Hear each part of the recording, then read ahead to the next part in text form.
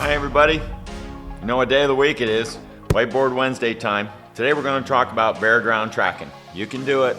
It's a lot of fun and you'll get tons of information out of it. And there's a few tips that'll help it along.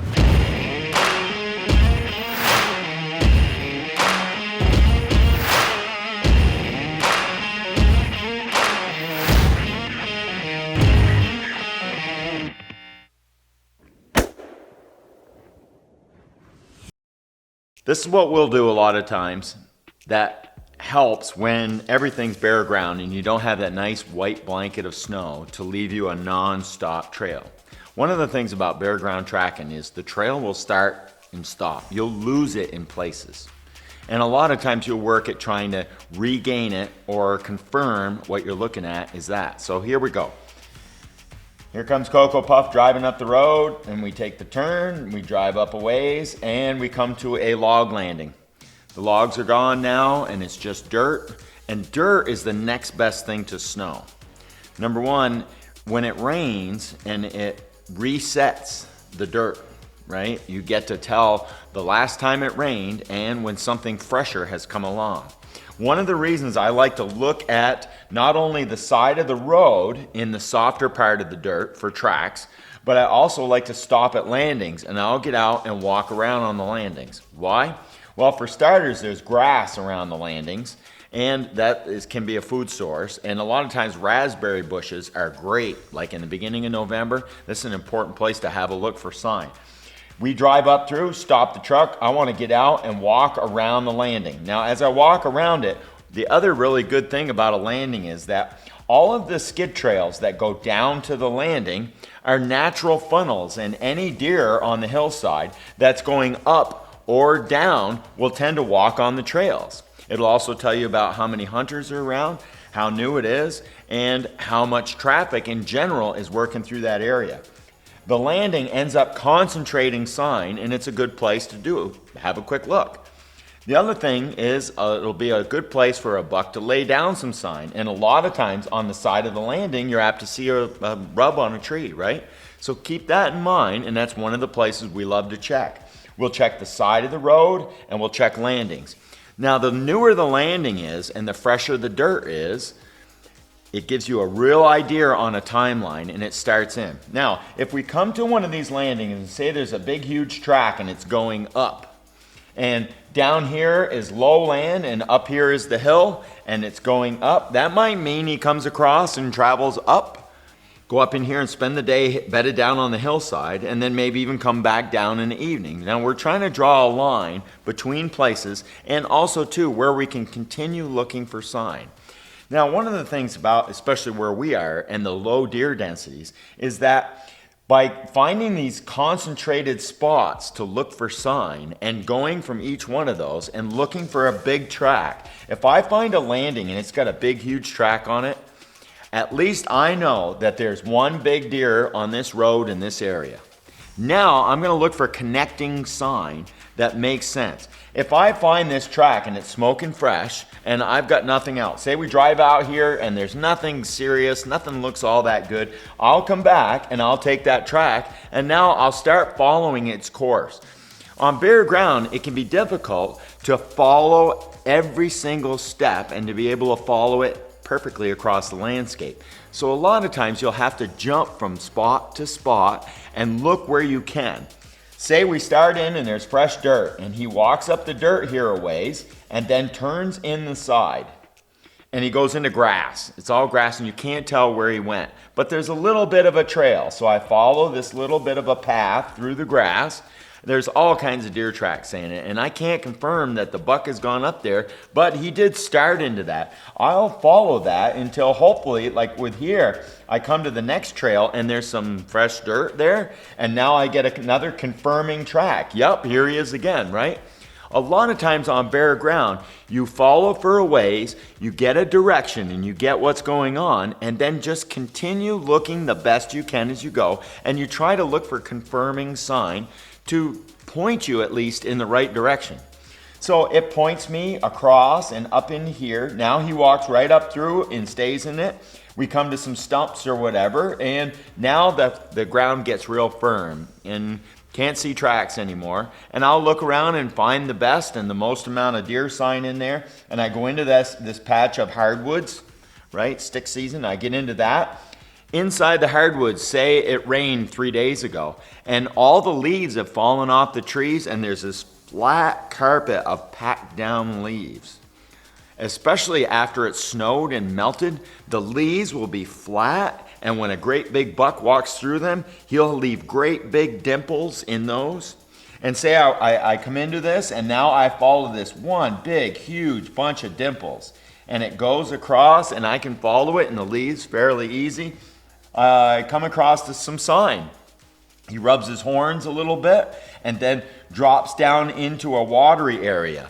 This is another key spot for confirmation, right? As soon as I get to that, and there's some dirt along the brook, and I look in the dirt, and say he crosses right here, and I find one track where he crossed in the dirt, and it could be, could not be, but it seems to be the same deer kind of ish. I followed the best I could, and I come across that. This is a key spot. Waterways are a key spot for bare ground, fresh dirt, and see what's going on. And when I hit right there, I might also walk up the brook 300-400 yards, maybe down a couple hundred yards, and look for more of his sign. I might find where he normally crosses a lot more in the heavier cover. Or say there's a pinch point between ponds or something, and there's like a beaver dam, and he likes to cross right there.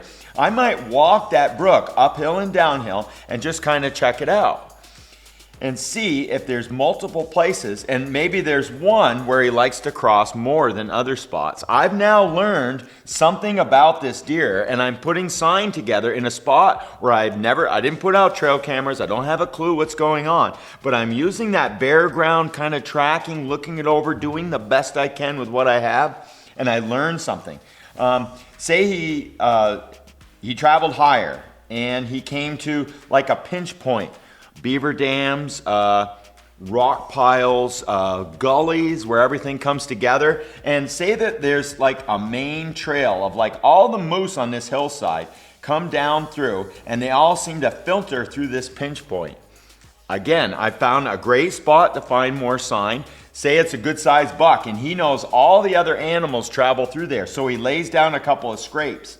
Maybe a couple of rubs along that brook right there. There's some feed along the edge. It's a pinch point where all the wildlife go through. I've now secured another really good spot along that brook where I know he seems to be using. If he always is making one direction and he comes through that again, more information. When he goes through this spot, he's normally traveling in this direction. And I learned that. And say later on when the snow does come, and I've already tracked him the best I could on bare ground, now the snow falls and he's walking up through here, and I say to Jimmy, well, why don't you drop me off here, you swing out around, and you head up towards that pinch point up there, and maybe we'll kind of do this a little bit and come together, right? You can use the information gathering. You're doing some scouting. Like in early November, wherever the sign is, and there's not very many does in heat, the buck is usually around his sign. And if we happen to just start on that and track him the best we can in the dirt, and he leads us to some spots where he likes to go, we're learning about him, and we're putting two and two together. And now when the snow flies and he's coming up through here, I can say, look, check this one, and if he goes farther up, I'll let you know. And Jimmy can swing up higher, and I'll continue following him. And we figured the land out, and we can do that, and then both of us can kind of move in on where he likes to go through and learn something about it. Not to mention, if he's come out through here and say he's worked his way down and started back again, and Jimmy comes up through, he's way more likely to run into him. So a pair of guys can do that quite a bit, and it works really well. Now, also too, if there happens to be game trails where the majority of animals coming off a ridge, when you think about the landscape in a big way, and you start doing these big cross-country walks, where the walking is fairly, the ground steers you and it seems to be kind of natural, you'll just naturally come through these pinch points. If you got a friend who likes to sit and he wants to go for a walk with you, and you take him up through here and you drop him off and he sits there, and then say the two of you get up here, he comes over and then you walk out through and check these woods and swing up around and make your way back towards him, you could very well jump something and send it down to that pinch point, right?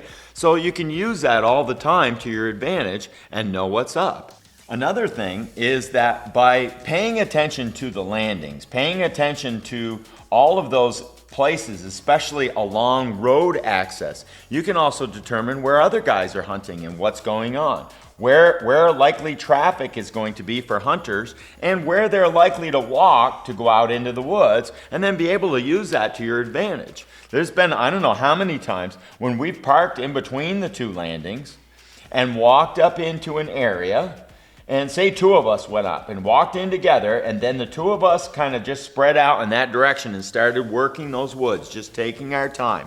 And we know that other people have been coming up and walking out the easy trails and been doing that pretty steady. We can use that to our advantage and walk into a really not so good looking a spot to get out. A lot of times we'll dive in right there or have somebody drop us off and then park up above, and the two of us will work that whole area and just help each other out on bare ground. That helps quite a bit. Another thing that's real common is, say we drive up the road and we hit the landing and it's a clear cut. And there's lots of raspberry bushes, lots of whips and stuff growing in this clear cut. And the dirt is just basically grass now, these skid trails. Well, I'll walk up through, and as I go across it, I'm looking for where the most sign is. And I'm making notes as I go up in there of where most of the trails are that just seem to be going across the ground. And as I go up in there and I hit one of those, and I start out at a little ways, and I happen to come to, say, a scrape just on the edge of the wood line, and then the deer works it up through, and I find a bunch of great big tracks going in the leaves, and now it's going up into the greenery where it's hard to track. At least now, these tracks have pointed me to a place that I'm willing to try, and if I get up in there and he's bedded down in there, and it's nice quiet walking on a crunchy day, I've let this trail and these bare ground tracks just steer me into a likely spot. And especially on new ground, I'll go along and say, oh, here's a nice trail. And as I'm walking up through, I'll hit the trail. And going out into the open in the like 10 o'clock in the morning, there's probably not much out there unless there's lots of feed. If it's 10 in the morning and odds are likely that something has gone around and up into the woods maybe to lay down, say it's pretty warm and the deer need some shade, well, I'm naturally going to take the trail that leads to some shade uphill where the deer are more likely to be. If it's in the evening or the afternoon and I'm waiting for the deer to come off the mountain or out of the woods and start feeding in the cut and say I wanted to sit, I would work my way up that, find the main trail, hike out a little bit, and just not too far, just have a look at how far it is and how good the traffic is. I might walk up a little farther and find another trail right here, and everything seems to be leading to this area in the cut.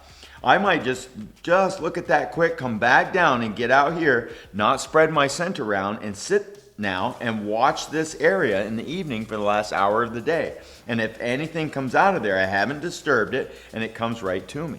So by using a little bit of that common sense scouting and bare ground, looking at dirt tracks and looking for sign, and now being able to line up the sign in a row.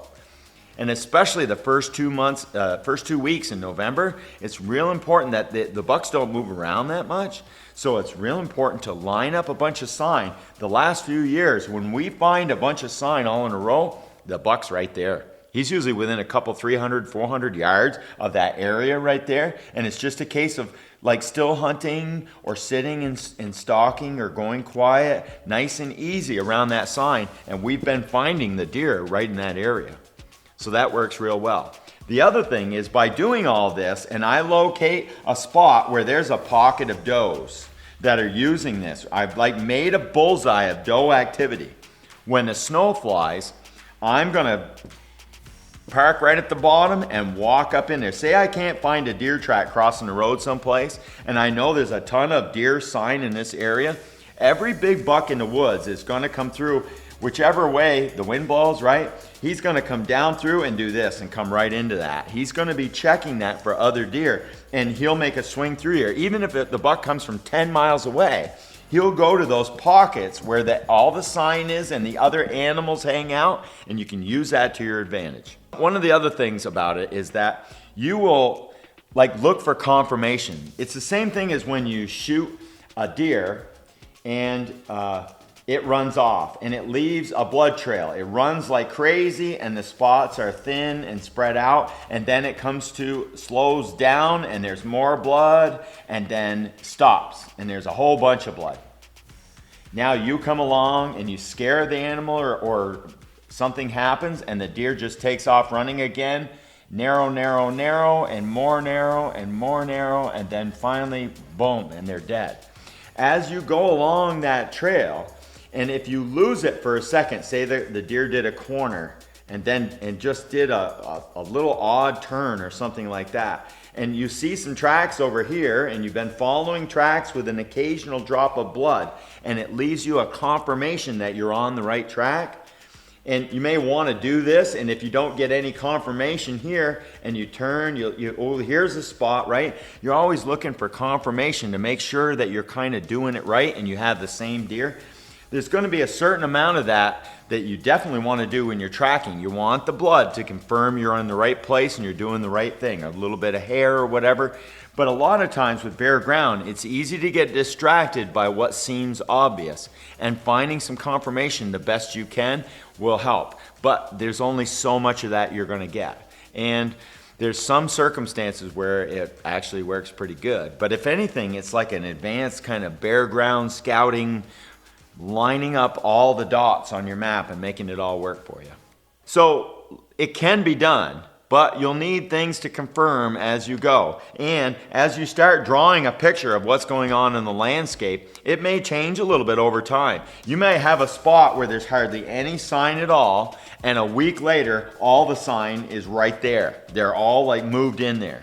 Tons of people hunting it, and then for the next 3 days, back to no sign again. Get some fresh snow, and nothing moves into that area again. What can seem like a dead spot for a while, and then all of a sudden get active, and then go back to being inactive, those spots occur all over the place. There's all kinds of spots where there's nothing happening in the woods.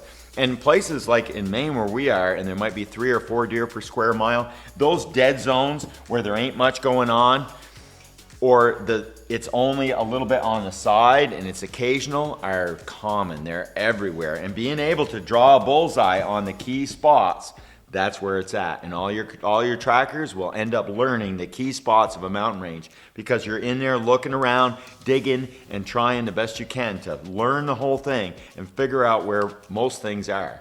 And it's a lot of fun, and you can do it. So that's bare ground tracking wrapped up a little bit. Appreciate you guys all watching. Make sure you like and subscribe. If you like some of these tips, share it with somebody. Let them see just what's going on here. Appreciate it all. Have fun out there. Go get them, guys.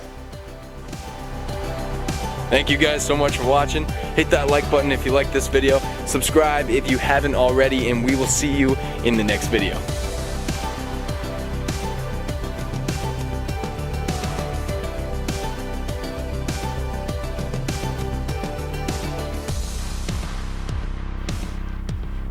Bob Ross is out of control. You need the afro. Right. The only thing the crosshairs, right? Yeah.